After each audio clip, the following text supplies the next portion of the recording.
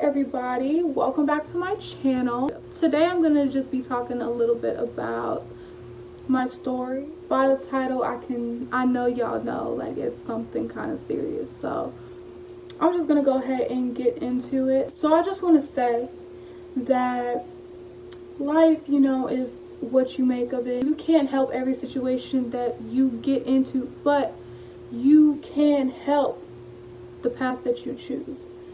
And that being said, I could be a total different person than I am today. I could have chosen to ruin my life and, just go downhill, be on drugs, turn to pain and all these other things. And I could just be a whole different person. So, growing up, I know y'all have heard me mention, I didn't really have parents. I didn't have a childhood. I grew up no mom. My mom was in and out my life, and it was it was hard. Like, it was devastating, and especially after Hurricane Katrina, my family splitting up, it was really, really hard living in a whole different state. And being that I lived in a whole different state, I sounded different, I looked different. I always have not been, pretty, but people did end up bullying me. I was a victim of bullying. I was harassed, and of course, because people were saying stuff about me, of course I was saying stuff back. Like, I was not gonna just let people talk about me forever. So I was bigger than most kids. I weighed a lot more than most kids.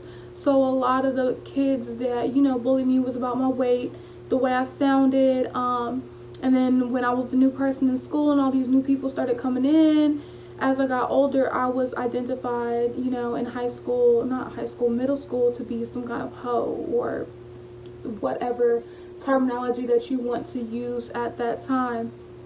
And because I was also, not attractive, a lot of people were calling me, saying I look like a man and stuff like that. And I have an older brother, and he never really took up for me. So I really did everything by myself. I had to make my own path. It was just really, really hard, like when you grew up with no family, no childhood, you having to start over because you lost everything from a hurricane. Natural disasters happen. You can't help that. You cannot help that. But it changed a lot. Like, we didn't just move into a whole different house. We lived with my cousins and my uncle, and then we moved in with other people. Like, it was really, really hard. As a child, you have to learn how to deal with a whole bunch of stuff and process a whole bunch of stuff, but at the same time still, live your life, still try and make the best that you can.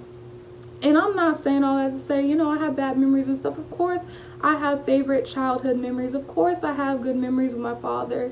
But being that I was let down and I saw so much arguing and fighting going on in front of me, and I never really had a good example of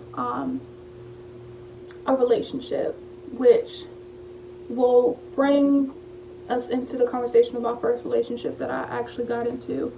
But high school was really hard. I was fighting all the time because one boy decided, oh, I'm gonna go for middle school and bring middle school drama to high school. Decided to start telling people, yeah, she was a hoe in middle school and blah blah blah. Even though I've never not made a sports team. I played all sports. Every sports team that I made, I played varsity. In middle school, I played JV for the high school. Like, I've always been good at whatever I put my heart into. And I never practiced. I just would show up to tryouts and I would make the team. But I wasn't close to my brothers. I didn't really have friends like that growing up. And, that's hard. Being in high school is hard. And especially, I remember that summer just being so scared to go to high school because I didn't want my reputation to carry over. I was so scared of what people would think of me, what people would say, how people would act. Like, I didn't want to be that person. And of course, it's thousands of kids now. It's not just, the 200 kids that were in my class. it was thousands of kids. And so I'm having to worry about who I am and what people are going to say about me, because I knew my brother wasn't going to be there for me. Like, we weren't close. And I will say, because each of us went through our own personal situations on top of what we all went through together, it just kind of like tore us apart, I want to say. So we didn't really speak as much. And we're a lot closer now. Me and all of my brothers are a lot closer now than what we were. But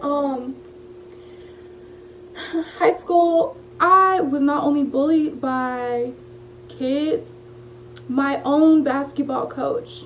Yeah, like my own basketball coach called me a slur because she heard rumors. And anytime that she saw me, she would always see me with my one guy friend. And I remember after a basketball game, she called me a slur because I was sitting in the hallway with my best friend. And she was like, "You're like a slur. Do you know what that is?" No, I don't. It's a slut and a whore. Like, what? I could not tell y'all, like, I could not believe my own basketball coach, was saying that to me. What have I ever done to you, or what have I ever done, period, for you to identify me as such a person? Like, on top of that, I'm only 14 years old and you're talking to me like that. You're a grown ass woman. And because she was gay, a lot of people thought she, just was picking on me because I was cute or whatever, but I really was not that attractive growing up. And that's why I was bullied a lot, like I said earlier. So high school, really went downhill for me. I was fighting all the time. I was, having to find myself. And on top of that, like, I was traumatized because when I was just turned 13, I was molested. And it wasn't by a family member, but it was by a family friend, per se. And when it happened the first time, I didn't speak up about it. I told one person, and that one person went and told their parents, and their parents went and told the school. And so I denied it, and they told my parents, what I had said to the boy. And I just denied it because I didn't want, I was so scared of what people would say about me. I was so scared of what, people's views of me would be if they found out that that was true. And I didn't want my parents to, hate me for not telling them. So I just denied it. Like, I was like, no, it didn't happen. Because I denied it, I turned around and I put myself in that same situation a year later.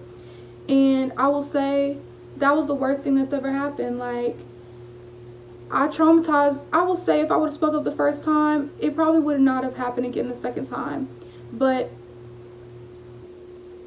because it did happen to me, it changed a lot. Like, growing up, it changed a lot. I had to go to a therapist. Like, I was broken. Like, I just could not believe thing after thing after thing was happening to me.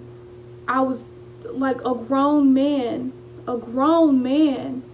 who dates, somebody else who I'm related to. You touched me. You personally felt the need to, do things to me as a child. I'm a child. And that's why I could never understand why people find kids attractive. Why, people always feel the need to just make comments on kids. Like, I just can't do it, being that I was that person. I was on that other, hand. I was that child. And being molested, it changed a lot of experiences for me sexually. When I lost my virginity, I wasn't turned on. Like, honestly, like, I don't want to, like, be that person to go, like, in detail, but it was really hard for me to, get off on a guy, because every single time a guy would touch me, I would always think about when that man put his hands on me. And that's why I just really encourage kids and parents to just be so open with each other, because you really don't know when your child is away from you what goes on, because I could have told my dad, but I was scared. Like, I'm the only girl. I was scared. I didn't want to be that person. And it ended up affecting me so much to a point where I went through depression in high school. On top of being bullied, I didn't go to prom. I barely went to homecoming. Like, why would you go places where a lot of people don't want you and you're not wanted?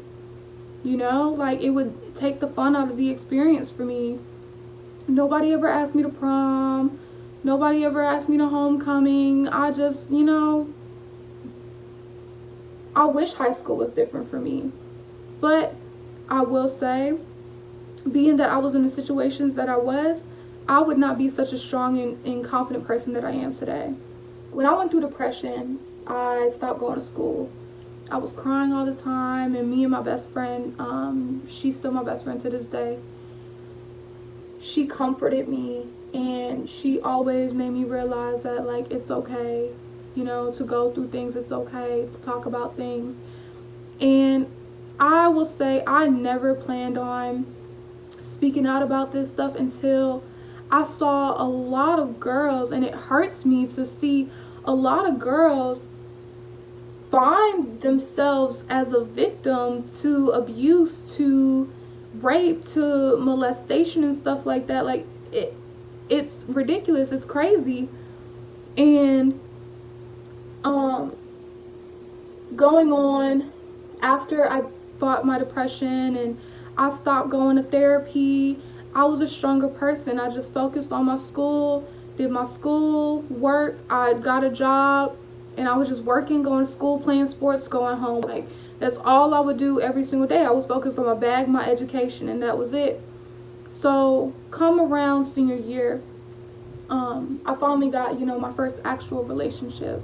And it was with somebody who didn't even go to my school, because once again, like, nobody in my school really spoke to me. Nobody really gave me the time of day. They just all based their opinions off of me, off of rumors, and whatever they wanted to, hear about me, that's what they went off of. And, that's cool, that's fine, because, like I said, everything happens for a reason.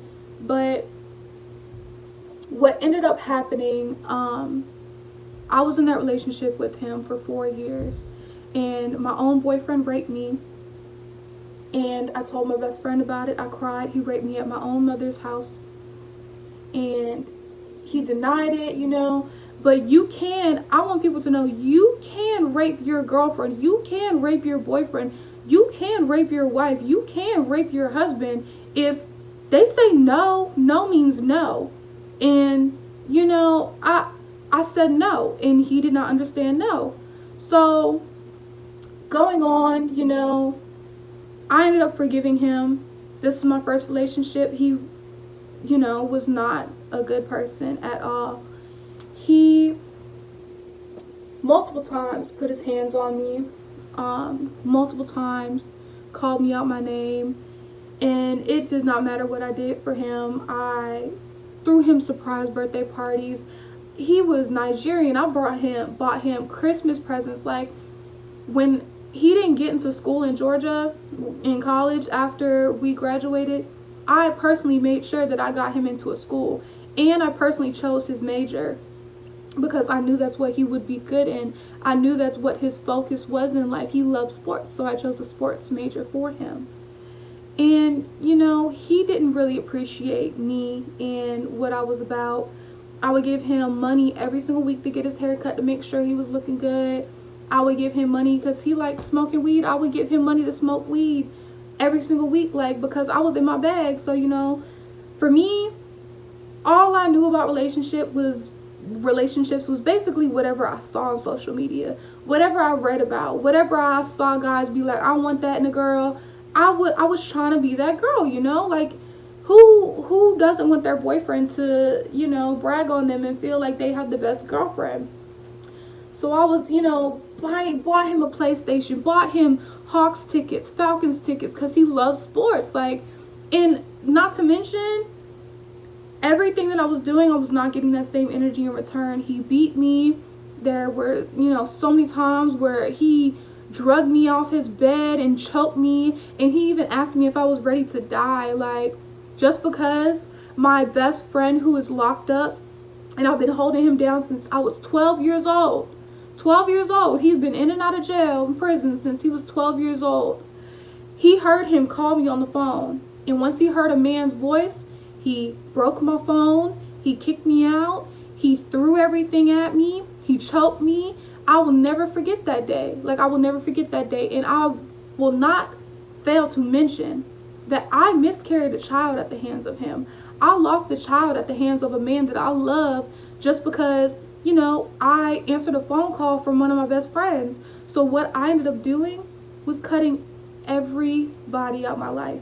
I stopped doing anything for everybody because I love this man, and if he thought, I was wrong about something, then damn, I was wrong. And it just sounds so stupid, now that, not now, but after I got out that relationship, I realized how toxic that was. Like, so many people told me to leave that relationship, and it got to the point where I had to get a restraining order on him. My own dad had to call him. He was charging my card. Like, he found my new phone number. He was crazy. Like, he literally would sit outside my house. There's times where he would push me out his car just because another girl that he was texting pissed him off. He would take it out on me, and then he would apologize to me later. How I knew it was another girl, he never saved numbers in his phone. So all these unsaved numbers would be calling his phone, and I would always wonder who it was. He ended up cheating on me for not one, but over 200 different women. And it broke me. I'm the type of girl, I don't care about no social media. I don't care about none of that. Like, I was just so proud of my relationship, and I let him have his page and do whatever he wanted to do, and I had mine. But it got to the point where he was sneaky. I didn't follow him on nothing. Like I said, I let him have his space. But he got sneaky. And so one day, after the 4 years we were together, I logged into his Instagram, and I saw he was cheating on me the entire time. On his friend's page, not to mention I was giving his friends money for haircuts. His friends were coming to me for advice. His friends were DMing me and texting my phone, asking me for advice, asking me, hey, can you please, send me $20? Please don't tell your boyfriend because I don't want him to get mad and blah, blah, blah. Please, like, they needed me, and I was there for them, and they still, turned their back on me.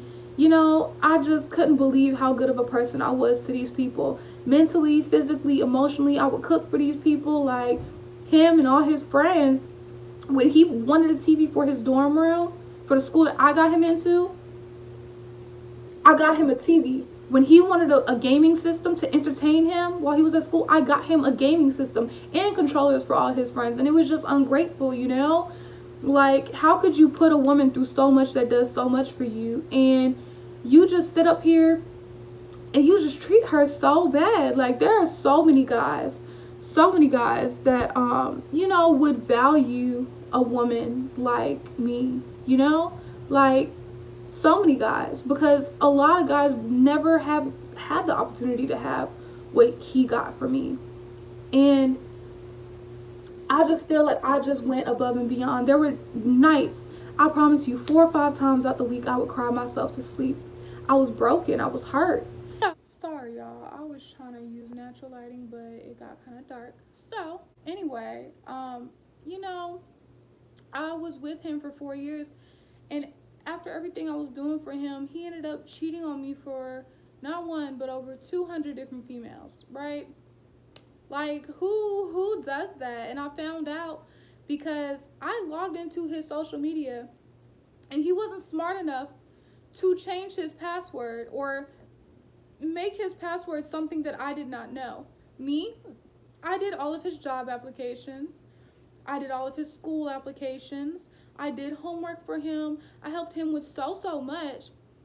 But for you to turn around and cheat on me on my birthday, cheat on me the day you were sitting next to me in the emergency room when I got into an accident, rolling 20 plus times down a hill in my Jeep, coming to pick you up, it's just kind of like, how selfish can you be, For somebody who does absolutely everything, gives you the entire world, you just do them like that. Like, I just could not understand. And after I saw that, that was a deal breaker. We were engaged. Like, he gave me a ring. We were engaged and everything. And you did me that way. And you stole from me. You stole from me on top of that. Like, if things could not get any more, crazy, I don't know what could. Because next thing you know, my best friend, um, this is not the same girl who I've been friends with for years. This is somebody who I knew from high school, and she was having problems with her mother, so I took her in. I let her stay with me rent free. Rent free. She didn't have to pay for no food. She didn't have to pay for no kind of utilities, no nothing. I took care of her. So basically, I was her mother because she was a little bit younger than me. She was a couple years younger than me. I paid for everything. Her rides, her Ubers, clothes. When I went shopping for me, I went shopping for her. Like, that literally was my child. And you are literally stealing from me. I caught her cash apping herself money to me one day when I cried myself to sleep. My eyes, literally, because of my relationship, were swollen shut every single almost day because this man made me cry so much. She sat in my bed and cash apped herself money. And I would have never found out if I did not have to pay bills the next day. Because I checked my bank account before and after I pay bills. So, it's just kind of like, how could you steal from somebody who's doing so much for you, doing all this good for you? I genuinely just don't understand. And after all the betrayal, I just shut down completely. Like, I could not do it. I was so broken. It's just kind of like, damn, like, why do you keep being a good person to people who don't give a fuck? Genuinely, they just don't give a fuck. Because whenever I hurt by myself. I lose by myself. But when I win, that's when everybody's apparently with me. That's when everybody's winning with me. Nobody was ever there for me at my lows. Like, not even my boyfriend. He wasn't even there for me at my lows. But my highs, everybody was everywhere to be found. It just doesn't make sense. Because nobody wants to be with a loser, but they always want to fuck with a winner. Remember that. And I'm going to always remind myself that. But after getting rid of all the toxic people in my life, I tried to kill myself. Almost a year ago, last year, I sat in a bathtub and I popped pills, and I took a video that I'm going to insert a clip. But I took a video and I was about to end it all. Literally.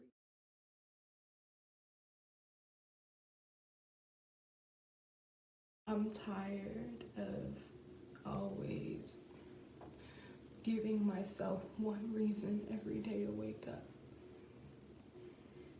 And my best friend walked in after I popped the pills, took me out the tub. I just, I was broken. I lost myself. And he took me around, the city that day and just spent time with me. He called out of work. And he worked for a really, really, good company. He called out of work and made me understand and feel like a better person. And that bad things don't happen to good people for no reason. It's supposed to build you up. And I built myself up to a point where nobody could ever break me again. I'm never going to reach that low again because I know how it feels to be damaged. I've literally been through everything under the sun. I went from not having nowhere to stay, when I was younger, moving, being bullied, like being picked on by even people who are older than me. And I'm not saying, nowhere in this video am I saying I'm a perfect person. Nowhere in this video am I saying I don't have flaws. But yeah, like, damn, like, I genuinely know I am a good person. And there are lots and lots and lots of people who will tell you that I'm a good person. And I just stick by being a good person because at the end of the day, good things come to those who wait. And I genuinely live by that because it's true. Because I'm being blessed. I'm pregnant with the love of my life, who will always be the love of my life. And I'm with a man who I love more than anything, who takes care of me, who put me in this house. Like, My ex could have never done that. We were engaged and he was dependent on me for everything. Everything. He was gonna move in with me. Like, that man did not know. Like, everything. I did everything for him. Everything. And it's just absurd that somebody will put so many good people through so much. And you just kind of wonder why. Like, why me? Why does this keep happening to me? Why am I stuck in these situations? But I'm here to tell y'all, like, just hold on. Just hold on, because, baby, when I tell you, I'm blessed beyond measures. I chose to pick up my life and move to a whole different state. And, I moved down here because my little cousin, she had cancer, but she did pass recently. But I cut off all my hair. I started a whole new life, got a whole new job. I was working 3, 4 jobs in Atlanta all the time. Down here, I was working one job, making two, three, $400 a night, doing my own thing. And it wasn't stripping, it was serving at a restaurant. Like, I was doing my own thing. I was on my own. I was, just living my life. And I found myself literally. I figured out who I was. And since then, I have never had to question myself once. I will say, of course, I want to still say, I'm not perfect. But I will say, I'm one of the happiest people that you will meet. Because I use every situation I've been through to my advantage. I wasn't close with my mom growing up. Me and my mom have more of a connection now than I ever have. Me and my dad weren't close growing up. I said, like, I really grew up independent. Yeah, I would talk to my dad. Hey, how are you doing? Good evening. Good morning. But it was never like, Daddy, can I talk to you about this? I'm going through this and I really need somebody to talk to. It's never been like that. So I really went through a lot on my own. And I just was always so subconscious, especially when you get cheated on and played and you're already, bigger. I was so subconscious.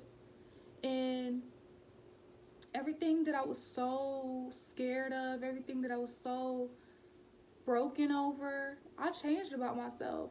I was so, I hated myself. I hated myself. I let myself go to a point where I weighed over 200 pounds, smaller than what I weighed in high school. And I'm pregnant with my first child. Like, I promise you, I put in the work to get to where I am. I put in the time to understand my mindset to get to where I am. And it took me to stop having to break down over every situation to realize you need to understand your situation. You need to understand why you're going through what you're going through, because God does not put you through things for no reason. I don't know, if you personally believe in God, but there were times where I was like, there's no way God is real. Because God knows I'm a good person, and God would not put me through none of this stuff. Oh, baby. God puts you through these things so he can build you up for the person that you're supposed to be today. And what I will always tell people is the same thing I always tell myself. You are not the person you were a year ago. You are not the person you were 2 years ago. You're further, you're better, you're stronger mentally and physically. You just need to stop doubting yourself. Once I stopped doubting myself, I've been the most carefree person in the world. I believe in karma. I firmly believe in karma. Good things come to good people, bad things come to bad people. I don't believe in getting back at people. If somebody chooses to do something in the wrong, I'll let karma go back to them. Yes, like, I'm not rich, like, there were times where I was point blank broke. Like, I could not afford nothing. And especially like when I got like really, really sick in my pregnancy and I wasn't working no more, I had moved up here to help my cousin raise her kids. I could not, do anything, and I couldn't afford the lifestyle I wanted. I couldn't afford to get my nails done every single day like I wanted to. I couldn't afford to get my hair done every single month like I wanted to. Like, it was different. But I made those adjustments. You need to learn to make adjustments with yourself. You need to learn to adapt and be broken. Because once you understand how it is to be broken, you will understand how it is to be built. And I live by that. I live by that. Because I understood what it was like to be broken. So now that I'm being built, I understand what other people are going through. I understand when other women come to me for advice. I have a lot of girls that actually look up to me. And y'all may not see it, but there are so many DMs that I get from girls who are about to just end it. Girls who just think they have nothing to live for. And that's just absolutely not true. I promise y'all, that's just absolutely not true. And I want y'all to know that it's absolutely not true. Because if anybody should have died, it should have been me. I should have died in that car accident. My seatbelt came off. In my Jeep driving. In my truck driving. Perfectly safe, not doing nothing wrong. Somebody hits me. My seatbelt comes off. And I was not ejected from the car. And I walked out with just some glass and some scratches. That's it. I went to the emergency room. Yes, they gave me x-rays on everything just to make sure I didn't break nothing. But I literally just had some glass that needed to be removed from my skin and some scratches. And I thought I was so scared to look at myself. I just remember just being like, oh my God, like I probably look like a monster because when I was in middle school, I had fell and like all these scars that I tore myself up in my whole entire head.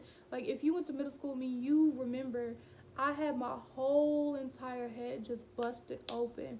I scratched myself up and I was ashamed. Like I looked like a monster. I literally looked like a monster, and those wounds healed. My physical wounds healed, so my mental wounds healed. And I just want everybody to understand all wounds heal at the end of the day.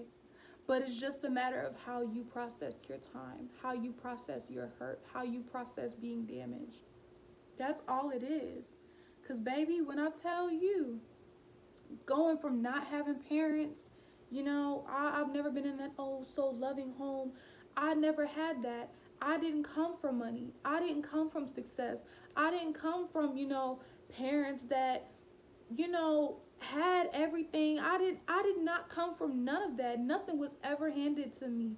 Everything that I have, I got on my own. I was in my own bag. I was doing my own thing. I focused on school. I got my own job when I was old enough.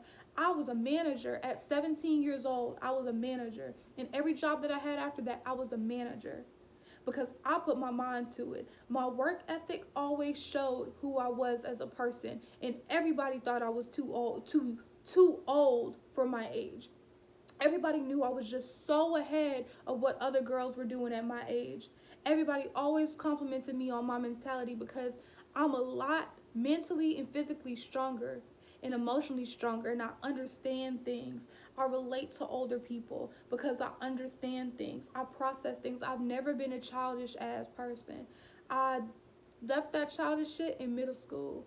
But after I grew up and after I went through depression and after, everything that I went through in high school and after high school, oh baby, I have never been a childish person. I don't play that. I don't play that. But at the end of the day, like I said, what goes around comes around. And I've had not only just this one girl steal from me, but I let people borrow money from me that I have never seen back. And I'm talking thousands of dollars. Thousands of dollars. So the little 20, 30, $40 y'all think y'all borrowing or handing out to people, I've lent people thousands of dollars out of the kindness of my heart because I knew my bills were covered and I knew I had it. And they said they needed it for something serious. Here you go, 250. Here you go, 1500. Here you go, here you go.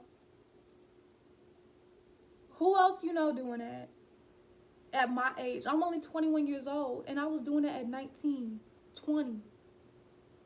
Who else doing that? And like, especially a lot of people told me, oh, you're too young to be pregnant. I'm 21 years old. And you're not going to sit up here and tell me that I'm too young to do anything. Because what y'all don't understand, I prayed for this blessing. I was on birth control for 4 years with that man. Still ended up getting pregnant.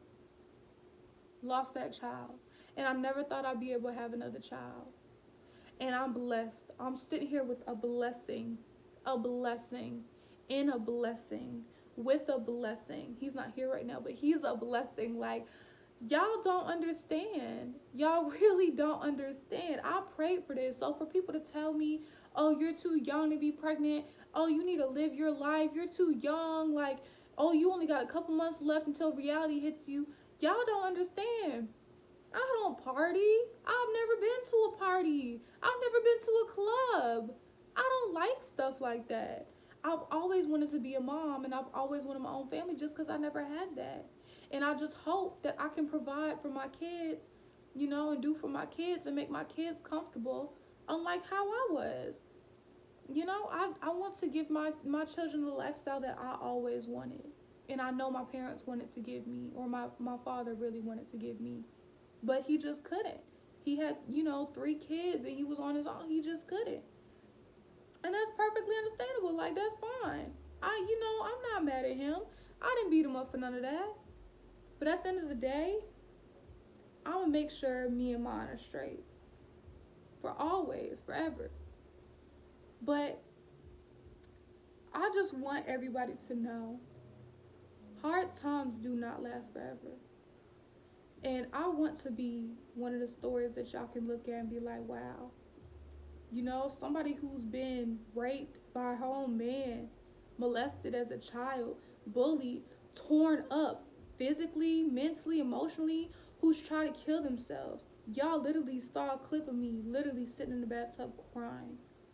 That day I was about to end it all. And here I am. I look better. I feel better. I'm 70 pounds lighter. I'm not who I was. And I want y'all to know that y'all will not always be who you think you are now. Thank you for subscribing. Thank you for watching. And I really wish everybody the best. Suicide is not worth it, I promise. Thank you.